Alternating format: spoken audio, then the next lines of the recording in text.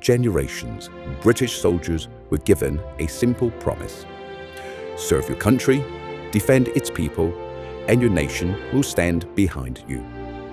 But across Britain today, many veterans believe that promise has been broken. Investigations into long-ended wars are reopening. Cases once considered closed are returning to the courts. Soldiers who fought terrorism decades ago now face the possibility of prosecution. At the centre of this growing controversy stands Britain's Prime Minister, Kier Starmer. Tonight, we examine why many veterans believe the British state has launched a legal campaign against the very soldiers it once sent into war. This latest debacle where he's Mandel said, I didn't know, it was a lapse of judgment. Why should people believe it was a lapse of judgment when in that case in Iraq, he was advising the China, the MP, not MP, the barrister or lawyer who was actually going round and paying people in Iraq to say they'd been tortured and murdered by the British forces, and he was doing that, and Starmer was advising him. China has since been prosecuted, and it's one lapse of judgment maybe, but this is just lapse of judgment after lapse of judgment, and he's the man in charge of this country. I was just going to say, how many lapses of judgment do you need? Just crazy. Before the courtroom battles, before the political debates, there were real wars fought by real men.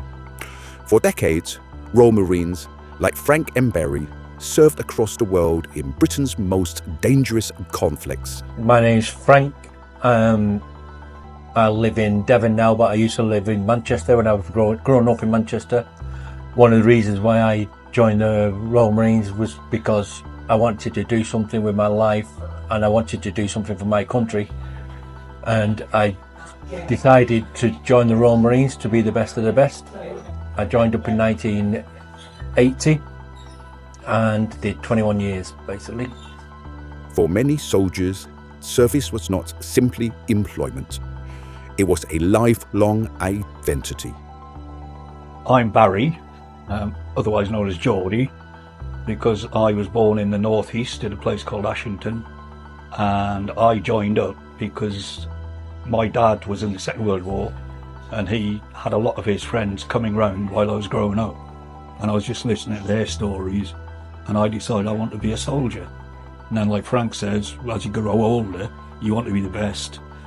Originally I wanted to be a para because that was all you heard about in those days, and then I saw an advert for the Royal Marine Commandos, and seeing as we jump out of aeroplanes as well, I thought, well, we'll go and be a commando. And I joined up in 1963 as a junior Marine, spent 14 months in training, passed out of training, and went straight out to Singapore. Their careers would take them into some of Britain's most dangerous conflicts: Borneo, Northern Ireland, the Falklands. Did 2 6-month tours in Borneo, fighting the enemy that we had then, which was Indonesia, and we were fighting regular soldiers, successfully, I might add, and came back from there and then just went to various other operations, different units, and I did 10 tours in Northern Ireland. As I said before, it's the only war we had, so we went out there, and then went down the Falklands several times on the detachments, and the last time I was lucky enough to be there with Frank when the Argentinians invaded, and it was exciting considering there was 68 of us in Stanley, and we had a force of God knows how many hundreds against us, and as the Americans say, it was a target-rich environment, and it was the best, or one of the best 2.5 hours in my life.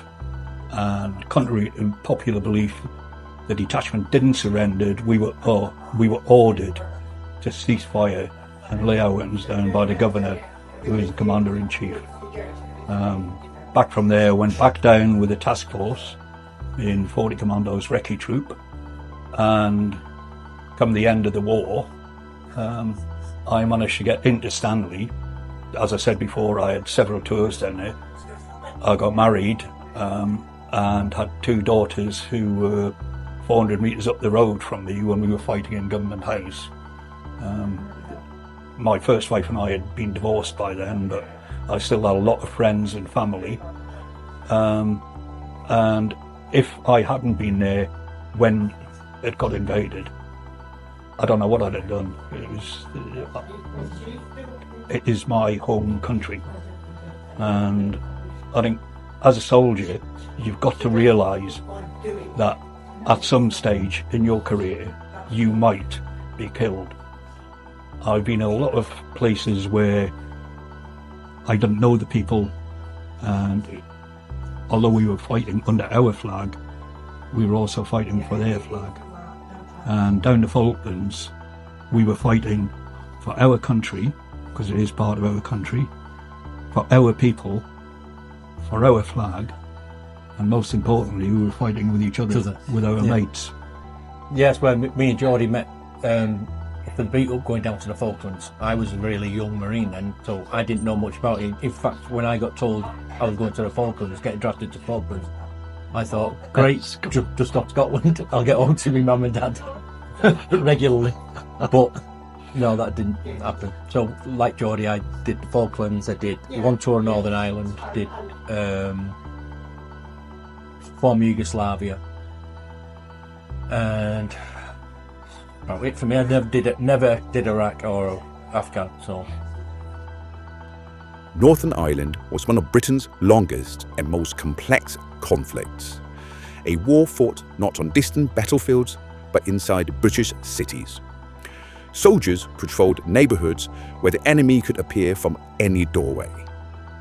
Well, the first time I went over to Northern Ireland was in 1970, and that was when the Catholics were being basically oppressed by the Protestants. There was a lot of Catholic families being burnt out, and we went over there because it was getting out of hand. The RUC, as it was then, couldn't handle it, so we went in to try and calm it down. And it was strange because we'd be going around the Catholic areas and people would be coming, giving you cups of tea, saying thank you, all the rest of it. The next time I went across was 71, late 71, and the British government, as governments do, changed its policy, and we were then mainly concerned with the Catholic minority because they were deemed by our government to be supporting the IRA, who were totally ineffective up till then, but because of the government's insistence that we didn't oppress the Catholics, but we didn't help them to the same stage as we had. And that was the best propaganda that the IRA ever had. From being a joke to the Catholic people, they suddenly became the defenders, where we had been the defenders before. And from then on, it's just spiralled out of control. Urban warfare placed soldiers under extreme pressure. Rules of engagement were strict.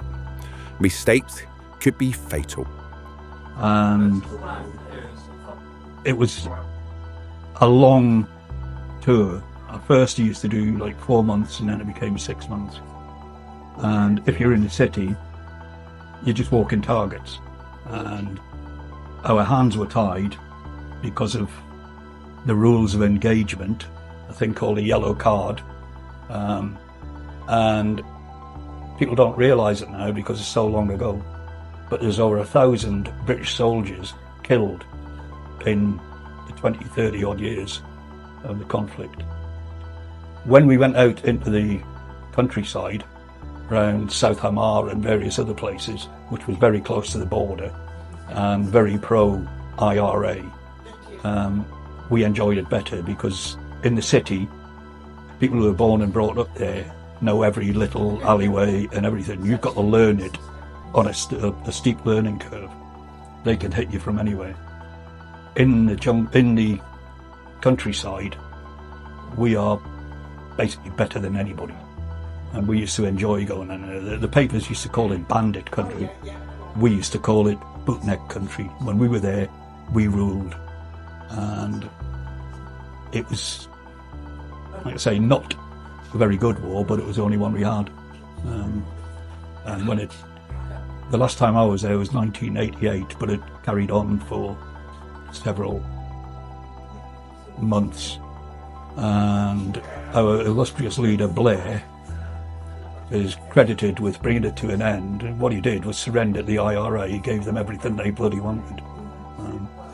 Not my most nice. I was going to say something else there, but yeah, not my favourite person. But he continues to make money, so who does he care? Why does he care? Decades after the fighting ended, many of those same soldiers would face a new battle, this time in courtrooms. Investigations into historic military operations began reopening. For many veterans, this felt like betrayal. Totally disgusted, but it wasn't a surprise with this bloody government. Starmer is the worst thing that's happened to this country. He's given in to every time he negotiates, Britain loses. Yeah, it's what he's done to the veterans, and the fact that he basically gave his time for free to make sure that we could be prosecuted. Veterans say the problem goes deeper than politics. They argue that civilian lawyers cannot understand the realities of combat. And it's also, sorry to jump in there, John, it's also typical of a non-combat person. Somebody's never ever pointed a weapon in fear of their own lives or anything like that, and making decisions about people who are making split-second decisions. I'm glad we're talking about the same wavelengths. It's like, I've just done 12 years anti-piracy, where if pirates come along, you go through a system like the yellow card, but you go through a warning system where you put the weapons up, show them you've got weapons, and then you fire flares and you shout warnings, you fire warning shots, things like that. In the heat of battle, you can't do that. You have to have this split decision of what is life or death, what's going to save your life, your comrades' lives. And people who are making these decisions about what they're doing to us have never lifted a weapon in their lives, and they would never have a clue. Only people who've done it, like yourselves, can understand it. Yeah. For many veterans, the central injustice is simple. Wars are started by politicians, but the legal consequences fall on soldiers. And what people don't realise either is soldiers don't start wars. Politicians start wars. The only reason we go to war is because they're incompetent and they can't do their job, and they use us to clean up their mess, for want of a better word, and then decide that, oh, you shouldn't have done that, we'll prosecute you. And it is just the one thing I've said before. I think most British service, past and present, are glad that, unlike the Americans, we don't have a politician as the commander-in-chief. We swear an oath of allegiance to the crown, their heirs and successors. We both signed an oath of allegiance to Queen Elizabeth. Now that allegiance has gone to the King, because there's no expiry date on our oath of allegiance. And we fight for each other, for your families, and for the country. And the King is the head of our country. Veterans warn that these legal actions could have dangerous consequences for future wars, because hesitation in combat can mean death. Coming back to what you were saying earlier on about the Falklands as well, when it all started, we didn't have a clue when the task force was coming or anything like that. But it's like when we realised what was going to happen, and we all knew we were going to die, because at that point we all knew we were going to die. We all just give each other a cuddle and said, "Just do the best you can." And it was for the Queen and country, but it was also for the people who were fighting alongside you. More importantly, you were looking after each other, basically. On that, when we were told on the night of the first about the worst April Fool's joke anybody's ever told. And we made what preparations we could, and then about 1 or 2 o'clock in the morning, all the sections were moving out to the positions that they'd been allocated, and I was one of the last ones to leave Moody Brook, our camp, with my boss. And I can remember watching my friends, my comrades, some of them I didn't even know because they'd only arrived there 4 days before, but they were all Royal Marines, they all wore the green beret, and watching them get into the back of a Land Rover and drive out into the dark, knowing I was probably never going to see them alive again.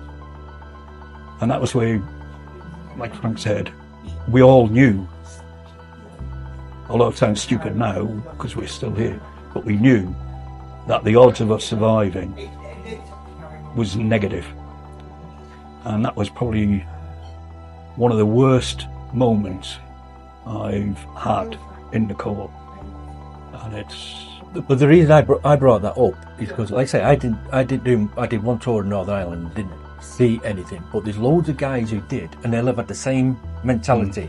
And they go, when they leave that barracks, they go to do a job, but they're doing it for the Queen, with your friends, and that's the main thing, is with your friends, and you're just like looking after. But again, people who have never been in that situation before are making decisions about what's right and wrong in a situation. It's madness, absolute madness, disgusting. If I was a British serviceman today, I would be worried. With this government, it's you do your job, and then, like I say, you get absolutely... Yeah, where does it stop? It's like we were saying earlier, if the President of Argentina, who is now pushing for the Malvinas to be back, then starts integrating what people did wrong during the Falklands War, or not did wrong, but did their job, where does it stop? Yugoslavia, former Yugoslavia, where Ireland's not the start of it, and it's despicable, absolutely despicable. At the moment, every British serviceman in any conflict at all is at risk, and it's not from the enemy, it's from his own bloody government. Every year, Britain remembers the men who fought its wars. But remembrance raises a deeper question. What does a nation owe its soldiers? Gratitude or prosecution? Well, at the moment, I think the majority of them are feeling the same about this government as we do.